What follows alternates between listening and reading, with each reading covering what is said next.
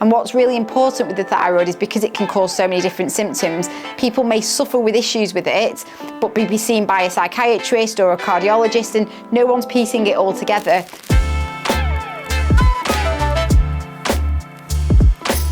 So what is an overactive thyroid? If your thyroid is producing too much thyroid hormone, we would say that this is being in an overactive state. And there's lots of different reasons for this.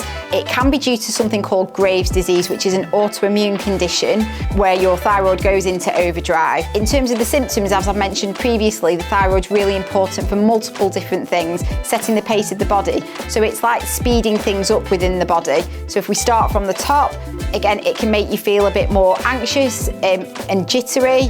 It can make you feel warm as well, because thyroid's really important in temperature regulation, and your metabolism will speed up, so people will sometimes feel that they're losing quite a lot of weight. They feel that the hair's a lot thinner. They can lose the outer thirds of their eyebrows. The skin can feel a little bit drier as well. Or they can be sweaty, so it can vary depending on who the person is, but they can feel a bit sweaty as well. It can put a strain on the heart because it's speeding up the metabolic rate, so it can cause issues with palpitations, and it can cause problems where you can get issues with the heart. With the gut, it can make you go to the toilet more often, so people can suffer with diarrhea. And with the periods, people find that they may get irregular periods, they may stop the periods because they've lost weight. So it all depends on that individual, but because of the fact that it's got receptors all over the body, it can cause so many different symptoms. And what's really important with the thyroid is because it can cause so many different symptoms, people may suffer with issues with it, but be seen by a psychiatrist or a cardiologist, and no one's piecing it all together. So it's that magnitude of symptoms that people can suffer with because of the thyroid, and it's such a simple test that we can check.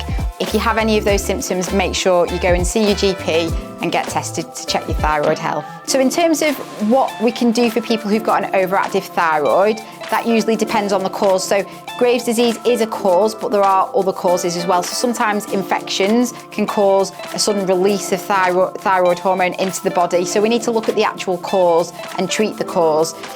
In terms of broad categories of treatment, I like to think of them in terms of medications, radioiodine, and also surgery as well. In the production of the thyroid hormone, there's lots of cofactors that are needed. So you need selenium, magnesium, iodine, B vitamins, iron, which are crucial in the production of this thyroid hormone.